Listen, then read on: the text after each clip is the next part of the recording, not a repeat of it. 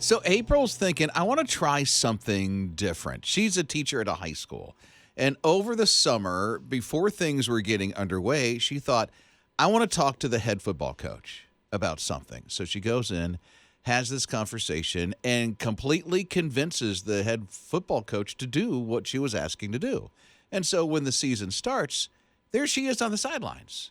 Is she Booster Club? No. Okay. No, not at all. She is now an assistant coach of the wide receivers and the linebackers. What in the world? First in the history in New Jersey of this high school. That's awesome. First female coach. And here's the thing.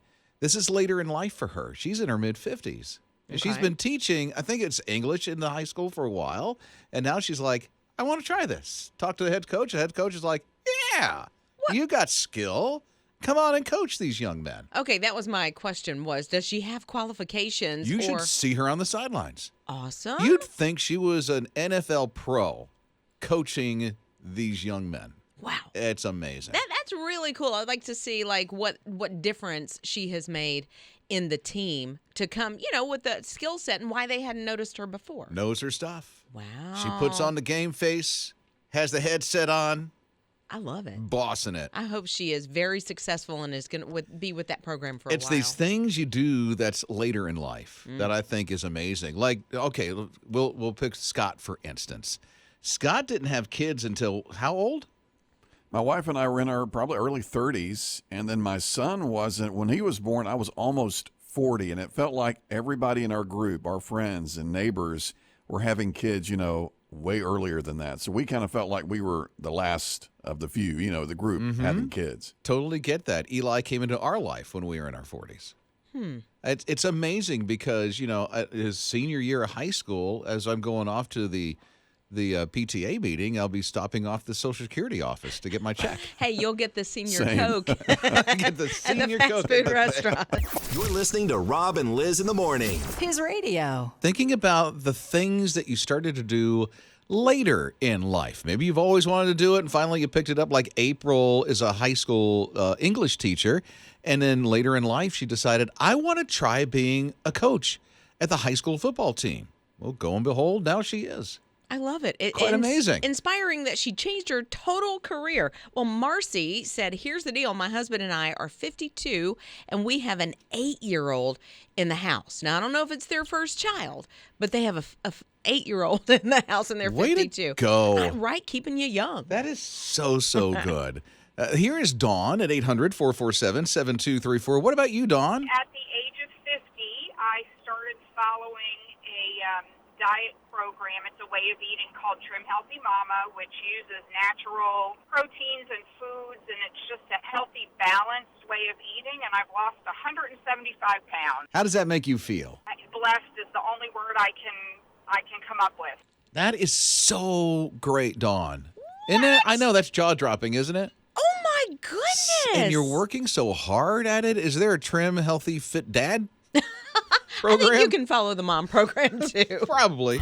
You're listening to Rob and Liz in the morning. His radio. Joy is joining us at 800-447-7234. Good morning, Joy. I just wanted to share with y'all, thank you for what you do. It is so wonderful. Be in my car every morning after driving my school bus and heading to my other job to hear y'all. And just so you know, I am one of those that at the age of 48 started college. I am 2 years away from, I'm in my junior year from being a special education teacher. So I'm doing that, and I drive a school bus, and I work in the classroom. So I'm doing school full-time and 2 full-time jobs, and God is so faithful and so good to keep me going. Joy, you are working so hard. You're like Wonder Woman, which is amazing. And I'm curious, what got you thinking, I want to do this and go back to college?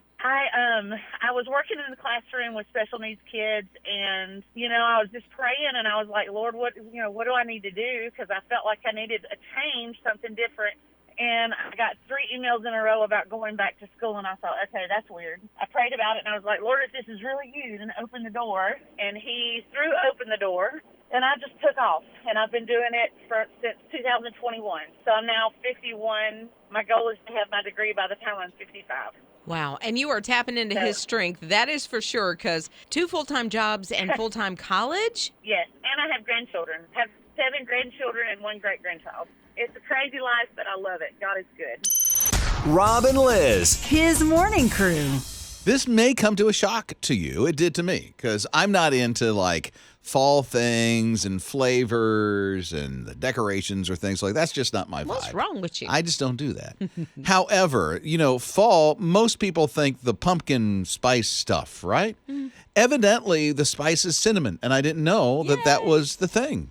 I just learned. I saw that somewhere. It's like the fall scent or flavor or whatever it is cinnamon now, not this whole pumpkin spice thing, which is probably because it's overdone. Oh, probably, but also pumpkin to me, I like certain things, pumpkin, but not all things. I do not want pumpkin in a coffee. I'm sorry. Be careful. Be careful. Why? Because Scott is all into the pumpkin.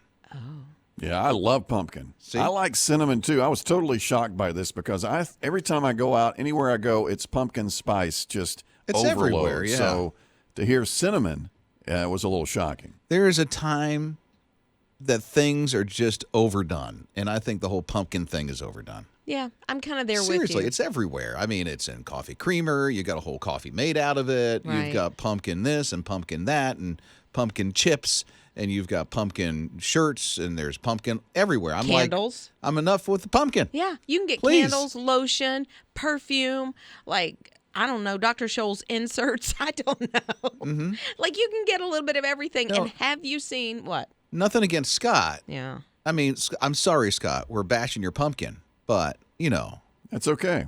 That's okay. Speaking Yeah. of pumpkin, now I'm thinking about pumpkin pie. That's what I really like. Not so much the spice, but the pumpkin part of that. We've already had one of those big old Sam's pumpkin pies in our Really? house. Yeah. I mean, 3 weeks ago. You brought none here.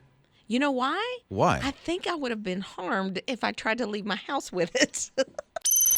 Rob and Liz. His morning crew. It's Robin Liz in the morning. By the way, the open mic on the My His Radio app, you can download the app for free. The open mic's on the app. You can record anything you want. So let's check in with the open mic from the My His Radio app. I'm a little confused. Isn't cinnamon in pumpkin spice? I know there's other things in pumpkin spice, but isn't cinnamon in pumpkin spice? Okay, 2 things. First, let me tell you why she's asking that question is because we just found out moments ago that cinnamon is now the new pumpkin spice, meaning that flavor is the go-to now, not the whole PSL thing. Right. At least for this fall. And you're right that cinnamon is in pumpkin spice. Oh, it is? I didn't know. is. I had no idea. That was my second thing. I don't know. Yeah, cinnamon, ginger, cloves, nutmeg. I feel like there's maybe cardamom. I'm not sure about that So what's one. in cinnamon? Cinnamon. That's it. Yeah, so cinnamon is- So that would be the difference then. Cinnamon is just cinnamon. This pumpkin stuff is made of everything else. Of everything. And that's the thing. It gets overpowered, if you ask me. The cinnamon gets overpowered by the ginger and the pumpkin and all the other things. It blends together well and makes the pumpkin pie spice. But Okay. cinnamon, honey, can stand on its own. Okay. Yes. Is that it? Yeah.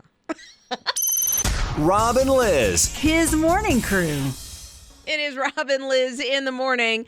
His radio. So Kim is here at 800-447-7234. Okay, Kim, what's on your mind? I just want to say, y'all are killing pumpkin spice. It's not overrated. We don't get for 2 months of pumpkin spice. Let us have our 2 months. Girl, this thing has been on sale since July. 1883. Don't do that. Don't do that.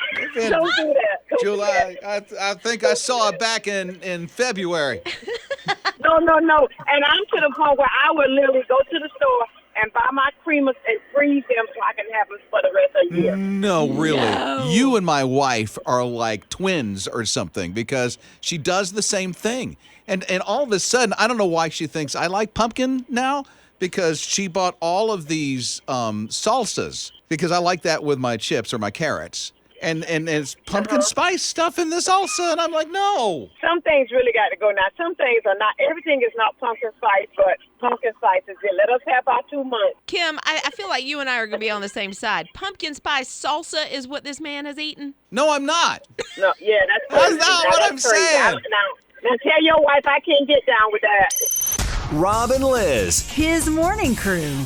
Ree Drummond from, what's she called? Pioneer Woman on the Food Network. She does a couple of different shows on the Food Network. Oh, never heard of her. But I don't watch the Food Network. Oh, so. no. But you probably had some of her recipes and didn't even know it. Well, Really? yeah. Oh, I would think. But Name one. oh my goodness, she does like a shepherd's pie. There's too many to name, but they're. Don't know what that is. But go ahead. A shepherd, okay. What about Miss Drummond? So she has now an empty nest at home, and her son just went off to college. Oh, no. And he is about 16 hours away from where she lives. That's tough. Yes. So she got herself in her car, and she drove 16 hours. What? Just to see him. He plays for the football team at the university where he goes. Oh, so she watched the team. So she watched the team, but she That's also good. hung out with him as well. And I don't think it was necessarily planned. Okay. Like she just sort of showed up and, he was there and all that. And, she makes a stir wherever she goes because a lot of people really like her. Of course. But she was like, I miss you. I miss you so much. Of course. That's bone crushing. It's when you're separated from your kid like that. You go through mourning when children leave to go to college. You because it's like absolutely do. childhood's done. This will never ever be again. Well, now it's a new season. Well, true, and they may come back to the house, but it's so They're not entirely kids. different. It's not kids anymore. No. They're adults and they're making their own decisions. So I'll tell you what I did with my daughter when she went to college. I went and stayed an entire weekend in her dorm room. What? Yeah, I slept in the upper bunk. Oh, Taylor, I'm so sorry. No, she did that to you. She wanted me there. Rob and Liz. His morning crew. So when Bobby was born, it was May 11th. Bobby is a dog. It's a type of breed that I can never pronounce, but it's a Portuguese dog. Mm-hmm. And Bobby was born May 11th, 1992. And when Bobby's owner got a hold of him, he was 8 years old. 8 years old. Bobby, this dog, May 11th, 1992, Bobby, this dog, just passed away. It's incredible. Bobby was 31 years old. That's unheard of. And sometimes you'll hear about it for a small dog that they'll live for a good long time, but not a larger dog like this. And not 31 years. Not 31. This was the world's oldest dog. And he still got around okay. And it was the same owner. Yeah. His whole life. I love that. His whole life from 8 years old to now, 1992. So I guess he's in his 40s. Right? Yeah. He'd have to be. Wow. And what I love about this story is that Bobby was 8 years old when he found his forever home. But I can imagine, and I don't know if dogs think this way or not, but am I ever going to have that place to lay my head? That same shelter, that family that's going to love me. And then it happened and he was with them so long. Yeah. I mean, and you could tell he was elderly by the time it was the end of his life. But that's the world. The breed, this Portuguese dog breed, is about 10 to 14 years life expectancy. So he had double the life. He did. They were like, "You're still around?" He's like, "Yes, I am. I'm still kicking." Rob and Liz. His morning crew. What are you going to do with that snooze button of yours? Well, they're actually saying keep hitting it. Keep hitting it because it's beneficial. Right? It's so weird to me. And I am I was about to say Zoom. A snooze button enthusiast. She is. I have 2 different alarms for every single morning, and I hit each one about 3 or 4 times. I feel like I've heard that Ninja has. How many snooze do you hit? How many times the alarm goes off? My first alarm goes off at 3:45, and then another one and then it goes off like every 5 minutes, and then after 4 it goes off every 1 minute until 4:08 when I contemplate, can I get to work on time if I sleep another 5 minutes? Wow. So do you hit it 5 different times? I probably have 8 different alarms set. 8? Okay, so if each one goes off every 5 minutes and then every 1 minute, so every 5 minutes for 15 minutes is what you said. Yes. Okay, I'm trying to do the math. That's like 9 different alarms What? before 4 a.m. But then 15 And then it goes off every times? minute. Like 15 more times? How many times was the most, do you think? For me, Yeah. I mean, it's probably like 15. Yeah. So 15. I feel like the researchers who said the Zoom is okay never encountered a ninja. Zoom? Yeah. Did I say Zoom again? Yeah. Snooze. Snooze. What is wrong with me? So Scott is a snooze button hitter. Yeah, but one time and that's it. If I hit snooze button more than once, I'm in trouble. I can't. I'll go back to sleep. I mean, seriously, I can't. I cannot. If I do it, I'm out.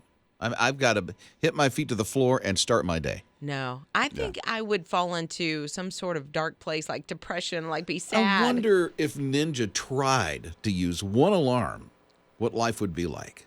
I would sleep through it. I don't hear the first one anymore. Really? Yeah. You don't hear you don't hear it. Are you sure it's set? It's set. I check. Because you then hear the snooze go off. Because they sound different. They're all different sounds. They're all different. Okay, that's a trick. What's right the there. sound that actually wakes you up? Oh. Rob and Liz. His morning crew. I need my antibiotics in an hour. I got to start this because I'm sick. You know what? If you say that from now on, you could get them in an hour. Well, you must be really close to your pharmacy to drive that close. No, Amazon can bring them to you. In the truck. Yeah. No, drones. Drones now. Oh, I heard that they're going to start doing this. Yeah, some meds, some prescription meds. And here's my thing. Are these controlled substances? Because I don't think we need to be delivering those through drone, just in case, porch pirates and things. The porch pirates are now taking the drugs off the porch. That makes sense. Yeah, so it kind of worries me a little bit, but if they can control it, like if the drone can see if somebody is there and then they drop them. So they say they're going to drop them from 13 feet about. That feels like...